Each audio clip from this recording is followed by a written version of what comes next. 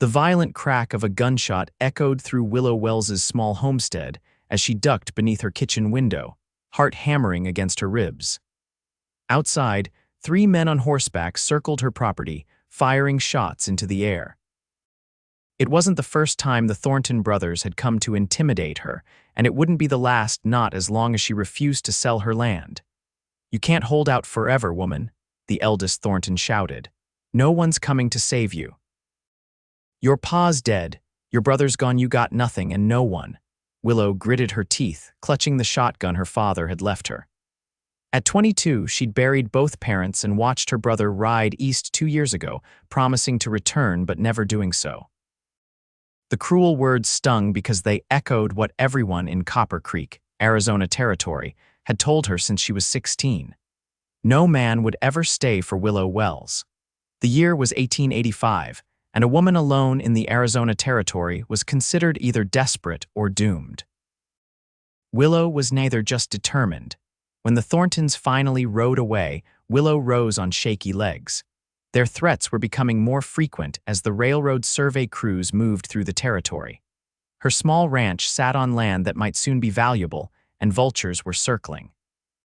The next morning, Willow rode into town for supplies, her honey blonde hair tucked beneath a wide-brimmed hat, her blue eyes sharp and watchful.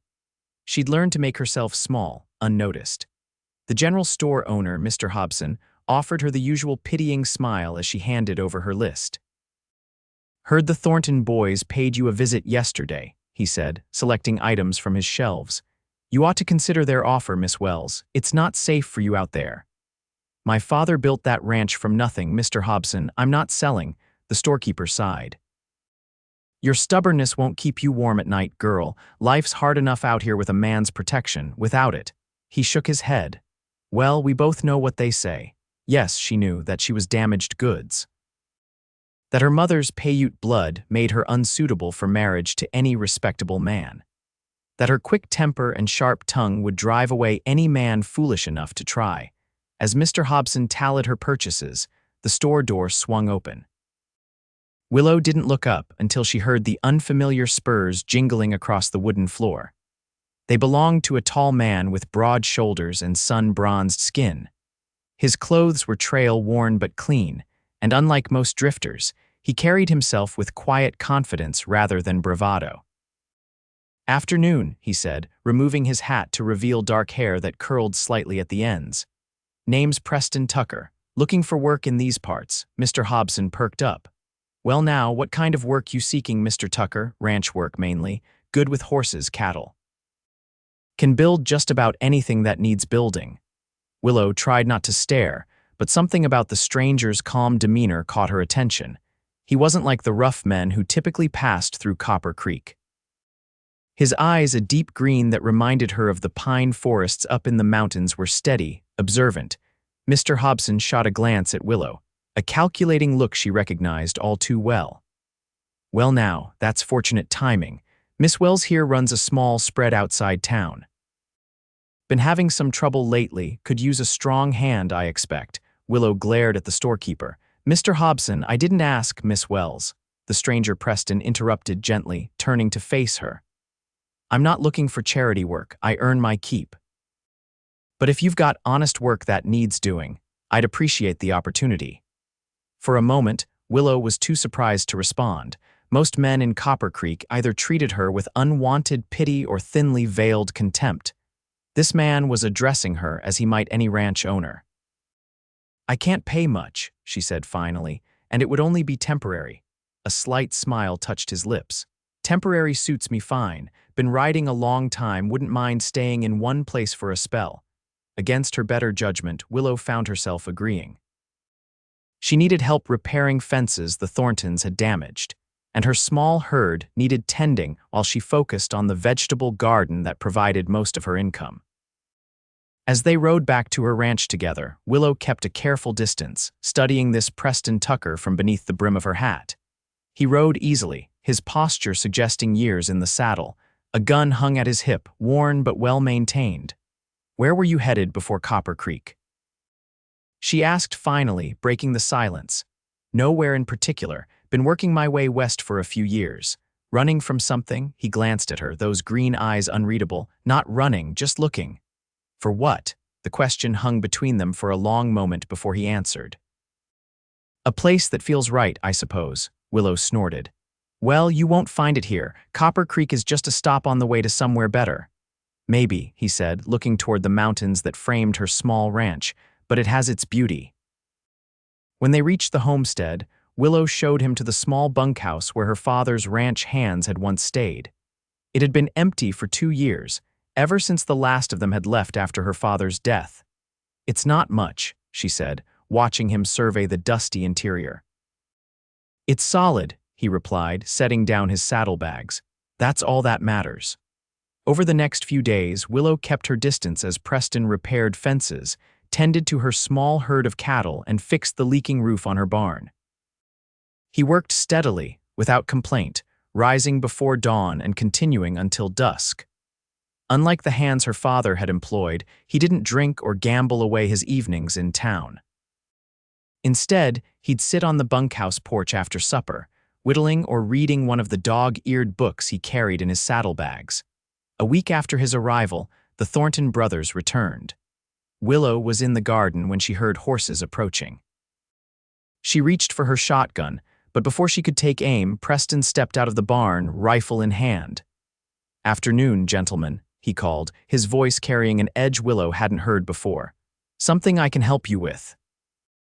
The eldest Thornton, Silas, reined his horse to a stop, clearly surprised to find someone else on the property. "Who the hell are you?" "Name's Tucker. I work for Miss Wells." The three brothers exchanged glances. "Didn't know she'd hired on help," Silas said, his eyes narrowing.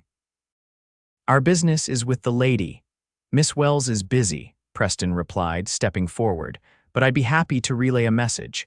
Willow watched the standoff from the edge of the garden, impressed despite herself by Preston's calm confidence.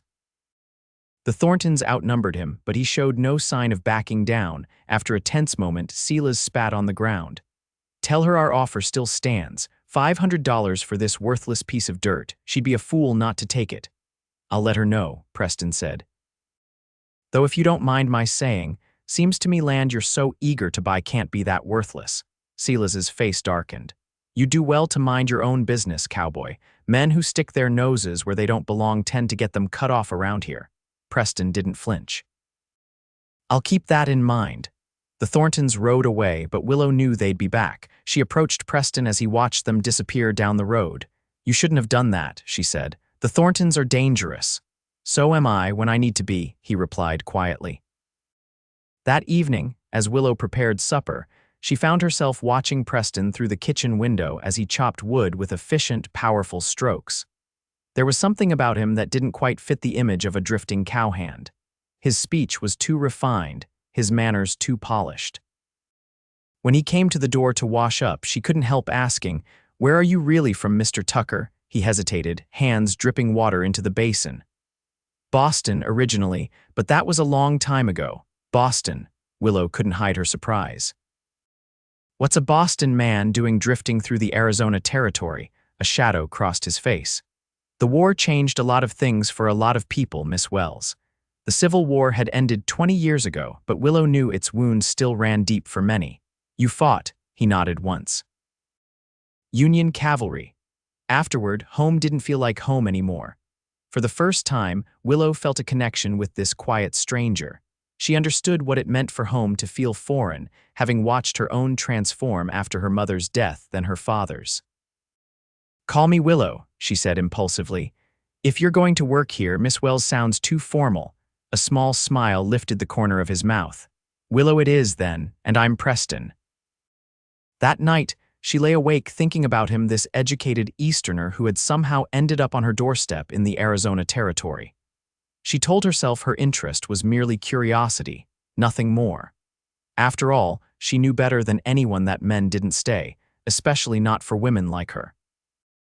2 weeks turned into a month, and Preston became a steady presence on the ranch.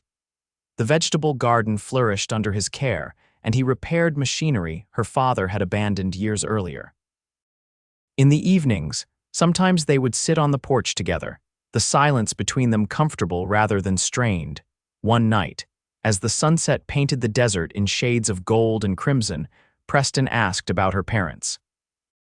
"My father came west for the gold rush," Willow said, watching the distant mountains. "Never found gold, but he found land and built this place instead. My mother was Paiute. They met when he was prospecting near her people's territory." "That couldn't have been easy for either of them," Preston observed. Willow shook her head. "The white settlers tolerated my father, but they never accepted my mother, or me." She hadn't meant to add that last part, but it slipped out before she could stop it. Preston was quiet for a moment. "People fear what they don't understand. It says more about them than it does about you." "Maybe so, but understanding that doesn't make it any easier to bear." He turned to look at her then, his eyes serious in the fading light. "No, I don't suppose it does." As July turned to August, the summer heat became oppressive. Willow and Preston worked from dawn until the sun grew too fierce, then resumed in the late afternoon.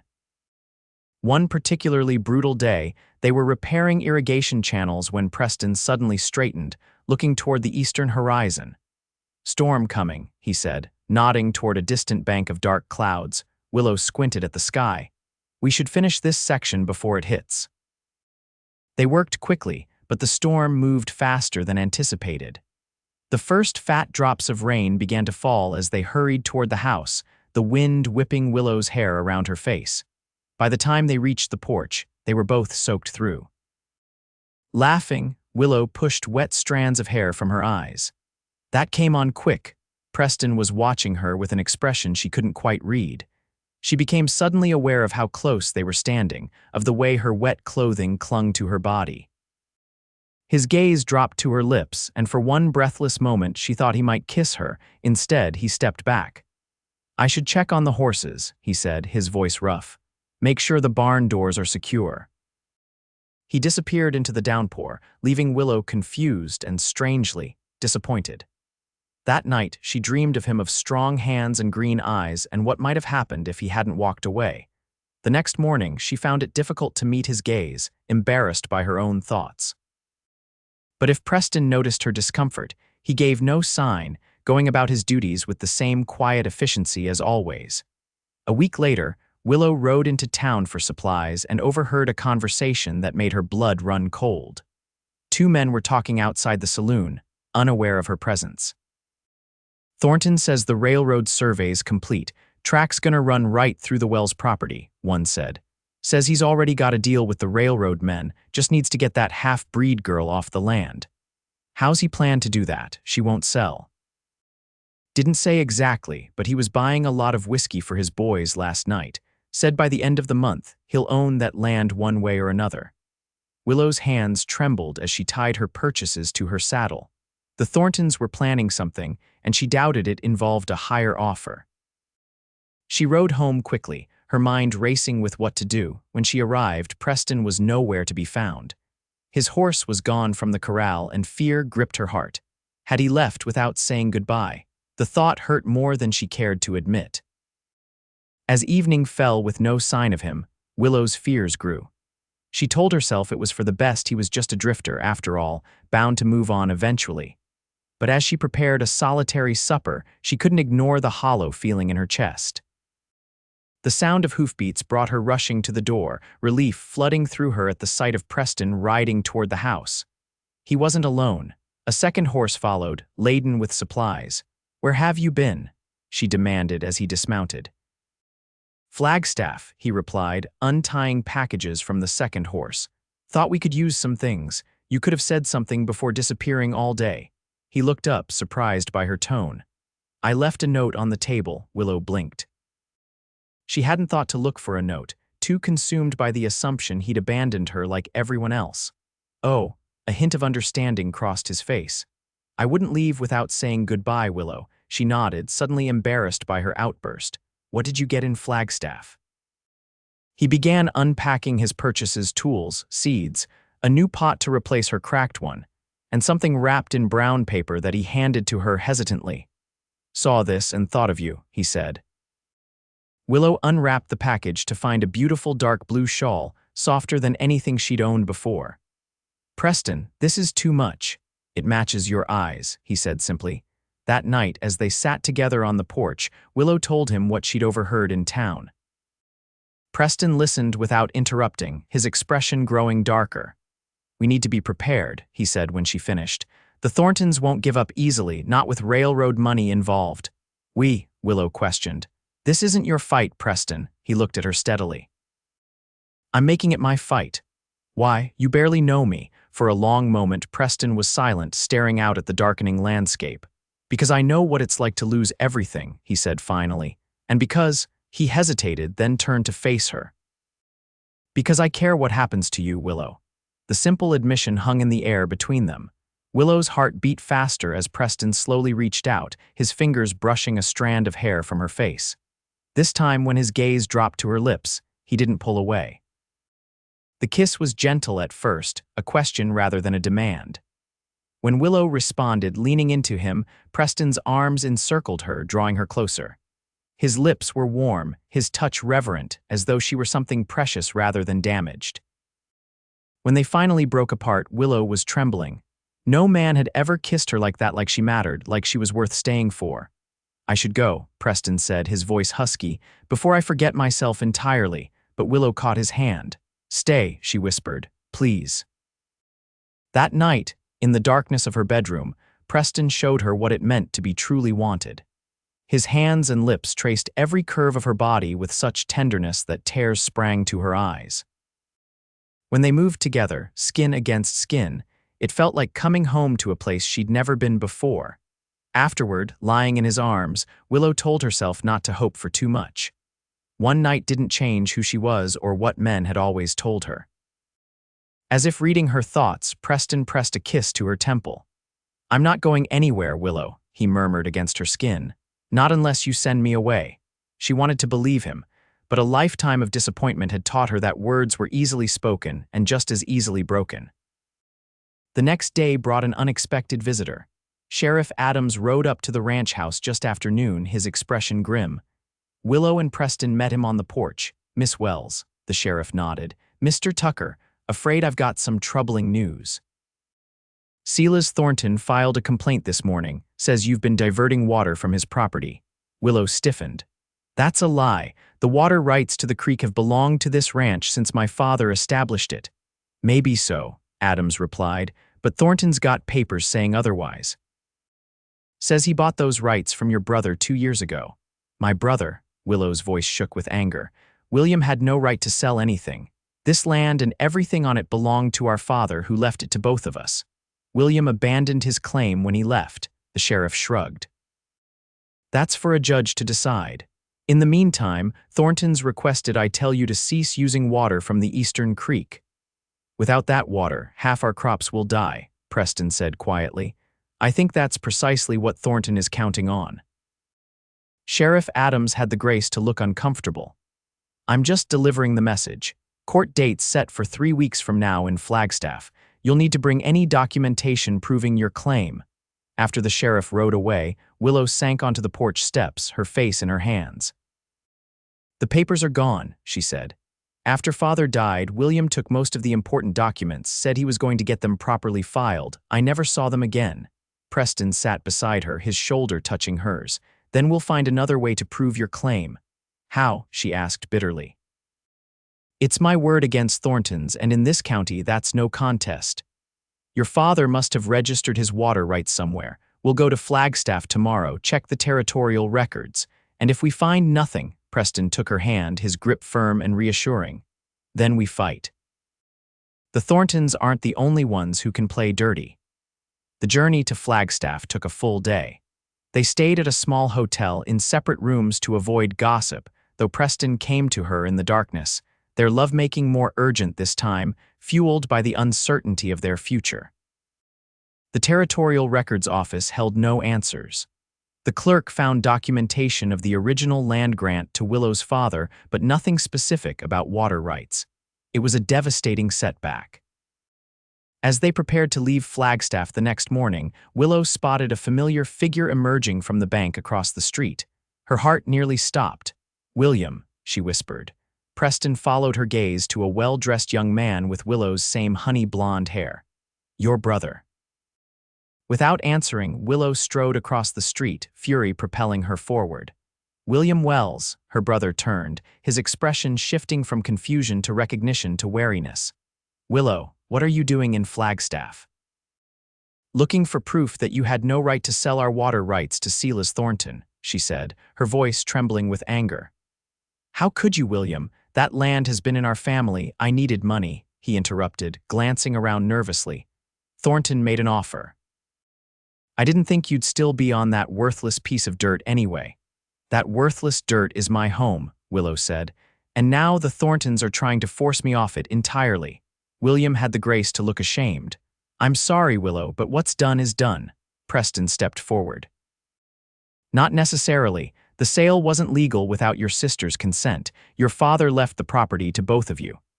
William's eyes narrowed as he took in Preston's presence at Willow's side. And who might you be? Preston Tucker. I work for your sister. A knowing smirk crossed William's face. Work for her, is it? And here I thought Willow would never enough, Willow snapped. You abandoned me, William. You left me to bury our father alone, to run the ranch alone, and now I find you've been betraying me all along. I need those papers father left. I know you took them. Her brother hesitated, then sighed. Fine, I've got them at my hotel, but I can't undo the sale to Thornton, Willow. The money's long gone. In William's hotel room, he produced a leather portfolio containing the ranch's documentation, including their father's will and the original water rights certificate. Willow clutched these precious papers, torn between relief and continued anger at her brother's betrayal. There's something else you should know, William said reluctantly. Thornton didn't just buy the water rights. He paid me to sign a document saying I was selling him my half of the ranch. It's not legal, I know that, but he doesn't. He thinks he already owns half your land. Willow stared at her brother in disbelief. Do you have any idea what you've done? The Thorntons have been threatening me, damaging the property. They could have killed me, William. Her brother couldn't meet her eyes. I'm sorry, Willow, truly. I was in a bad way when I left, gambling debts, drinking. Thornton caught me at a weak moment. You could make this right, Preston said. Come back with us, testify that the sale was fraudulent. William shook his head. I can't. I've got a life here now, a position at the bank. My future father-in-law would never allow it if he knew what I'd done. Your future father-in-law, Willow repeated bitterly. So you found yourself a respectable life while selling mine out from under me. In the end, William gave them a signed affidavit admitting the fraudulent nature of his dealings with Thornton, though he refused to return to Copper Creek. It wasn't everything, but it was enough to fight the Thorntons' legal claim. The ride back was mostly silent, Willow lost in thoughts of her brother's betrayal. That evening, as they made camp beneath the stars, Preston held her as she finally allowed herself to cry. I thought he'd come back for me, she whispered against Preston's chest. All this time, I've been waiting for him to return to be my family again. Preston stroked her hair gently. You deserved better, Willow, from him, from everyone. She looked up at him, her face streaked with tears. Why did you stay? Truly, you could have moved on weeks ago. In the flickering firelight, his expression was solemn. At first, I stayed because you needed help, then because I admired your courage. His hand cupped her cheek. Now I stay because the thought of leaving you feels like tearing out a part of myself. People always leave, she whispered. Not always, he said. Not me. I'll stay for as long as you want me, Willow. Forever, if you'll have me. The word forever hung in the air between them, a promise Willow had never expected to hear. That night, beneath the vast Arizona sky, she allowed herself to believe it might be possible. They returned to find the ranch untouched in their absence, but the reprieve was short-lived. 3 days later, Silas Thornton and his brothers rode up to the house, accompanied by 2 men Willow didn't recognize. These gentlemen are from the railroad company, Silas announced, a triumphant gleam in his eye. They're here to discuss the purchase of your property, seeing as how the new track's gonna run right through it. One of the railroad men, a thin man with spectacles, stepped forward. Miss Wells, the Arizona Western Railroad is prepared to offer you fair compensation for your land. We have authorization to pay $3,000, which is considerably above market value. It was more money than Willow had ever seen, enough to start fresh somewhere else. For a moment she was tempted, Preston must have sensed her hesitation. "Miss Wells isn't interested in selling," he said firmly, "and Mr. Thornton has no legal claim to any part of this property." Silas's face darkened. "That's a lie. I bought half this ranch fair and square from William Wells." "Did you now?" Preston pulled the affidavit from his pocket. "Because we have a signed statement from William saying otherwise. He admits he had no right to sell and that you were aware of that fact when you paid him." The railroad men exchanged uneasy glances. "Mr. Thornton assured us the title was clear," the bespectacled man said. "It is clear," Willow replied. "It belongs to me as confirmed by territorial records in Flagstaff. I have the documentation to prove it." The railroad representatives withdrew to confer privately, while Silas Thornton glared at Willow and Preston with undisguised hatred. "This isn't over," he hissed. "That railroad's coming through with or without your cooperation." "Perhaps," Preston replied calmly. "But it will go through on Miss Wells's terms, not yours." After the railroad men departed, promising to investigate the conflicting claims, Willow knew the Thorntons would retaliate. That night, she and Preston took turns standing watch. It was near dawn when Preston shook her awake. "Riders coming," he whispered. "At least 5 of them." Willow grabbed her shotgun and followed him to the window. In the pale pre-dawn light, she could make out several mounted figures approaching the house. "It's not just the Thorntons," Preston said grimly. "They've brought help." "What do we do?" Preston checked his revolver. "We stand our ground. This is your home, Willow. We're not giving it up without a fight." As the riders neared, Preston positioned himself on the porch, rifle ready. Willow stood just inside the doorway, her shotgun aimed. "That's far enough," Preston called as the group reached the yard. Silas Thornton reined in his horse, flanked by his brothers and 3 rough-looking men Willow had seen drinking at the saloon in town. All were armed. "Time's up, Tucker," Silas shouted. "You and the girl are leaving today one way or another." "There are easier ways to get yourself hanged, Thornton," Preston replied evenly. "Threatening a woman on her own property in front of witnesses isn't very smart," Silas sneered. "What witnesses? Just us and you two. And when we're done, won't be nobody left to tell tales." One of the hired guns raised his rifle. Before he could aim properly, Preston fired, the shot kicking up dirt at the man's horse's feet. The animal reared, nearly unseating its rider. "Next one won't miss," Preston warned. "Ride away now, and we can all forget this happened." For a tense moment, no one moved. Then Silas drew his pistol. "Kill them both." What followed was chaos. Gunshots echoed across the yard as Willow and Preston ducked for cover. A bullet splintered the doorframe inches from Willow's head. She fired her shotgun, the blast catching one of the hired guns in the shoulder and knocking him from his horse. Preston moved with the speed and precision of a man who had seen combat before, each of his shots finding its mark. One of the Thornton brothers fell, clutching his leg. Another hired gun turned and fled. Suddenly, Willow heard a crash from the back of the house. Someone had broken in. She turned just as Silas Thornton burst through the kitchen doorway, pistol raised. "Drop it," he snarled. Willow's shotgun clattered to the floor. Outside, the gunfire had stopped. "Willow," Preston called from the porch, his voice tight with concern. "She's with me now, Tucker," Silas shouted, grabbing Willow's arm and pressing his gun to her temple. "Throw down your weapons and come inside, or I put a bullet in her pretty head." Preston appeared in the doorway, his face a mask of controlled fury. Slowly, he placed his rifle and revolver on the floor. "Good," Silas said. "Now we're going to have a civilized conversation about the future of this property." "Let her go, Thornton," Preston said, his voice deadly calm. "This is between you and me now," Silas laughed. "Is that so? And what makes you think you got any say in this at all, Drifter?" "Because I love her," Preston said simply, "and I'm not leaving here without her." The words sent a shock through Willow's body. Even with a gun to her head, even facing death, her heart soared at Preston's declaration. Silas's grip tightened painfully on her arm. "Touching, but love won't stop a bullet." "No," came a new voice from the doorway. "But I might." Sheriff Adams stood there, his shotgun trained on Silas. Behind him, several townsmen peered into the house, armed and grim-faced. "Drop the gun, Thornton," the sheriff ordered. "It's over." Silas hesitated, his gun still pressed against Willow's head. For one terrible moment, she thought he might pull the trigger anyway, taking her with him. Then Preston moved, faster than she would have believed possible. He lunged forward, knocking Silas's arm upward as the gun discharged into the ceiling. The two men crashed to the floor, struggling for control of the weapon. When it ended, Preston stood over Silas, the Thornton's own gun pointed at his chest. "How'd you know?" Willow asked the sheriff later, as his men led the surviving Thorntons and their hired guns away. Sheriff Adams nodded toward an older man standing near the porch.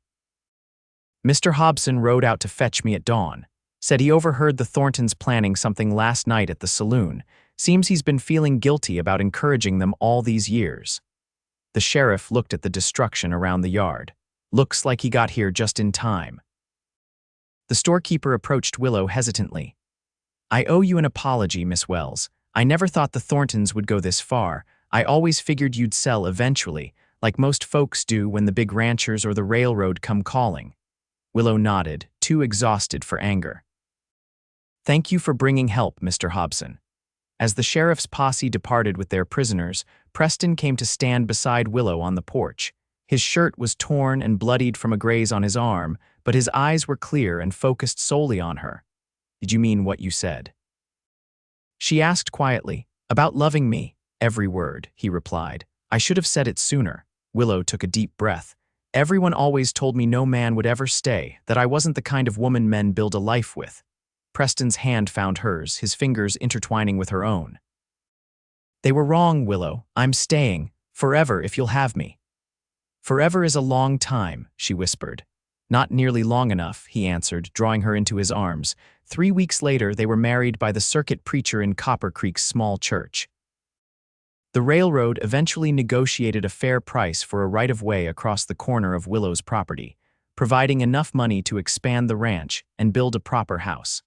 6 months after the Thorntons' attack, as winter gave way to spring, Willow discovered she was carrying Preston's child. When she told him, his face lit with a joy so pure it brought tears to her eyes. "A family," he said, his hand gentle on her still flat stomach. "Our family." Their daughter was born on a crisp November morning, Sarah Jane Tucker, with her father's green eyes and her mother's determined spirit. As Willow watched Preston cradle their newborn, tears streaming unashamed down his face, she finally allowed herself to believe in forever. Over the years, the ranch prospered. They added to their herd, hired hands to help with the increasing workload, and built a reputation for fair dealing and quality stock. Sarah Jane was joined by 2 brothers, William Preston and James Robert, both with their father's dark hair and their mother's smile.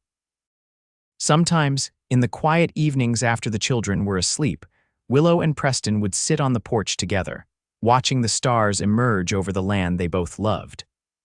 On one such night, as they approached their 10th anniversary, Willow rested her head on her husband's shoulder.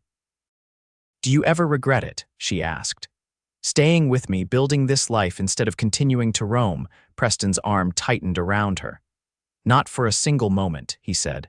"Loving you, raising our children, working this land, it's everything I never knew I wanted until I found you."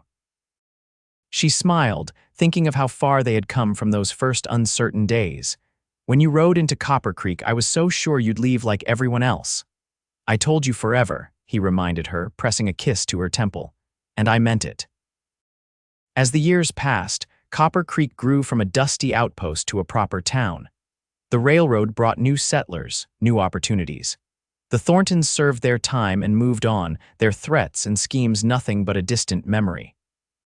William Wells returned for his sister's 40th birthday, bringing his wife and 3 children to meet the family he had once abandoned.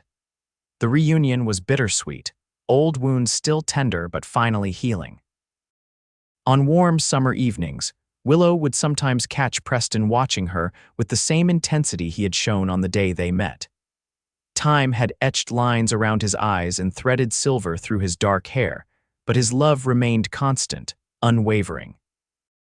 Their children grew tall and strong, each finding their own path. Sarah Jane, with her mother's determination and her father's steady nature, became the first female doctor in the county. The boys worked the ranch alongside their father, expanding its borders and reputation.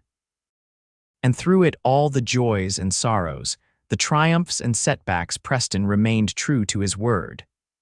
When others had told Willow Wells that no man would ever stay, he had promised her forever.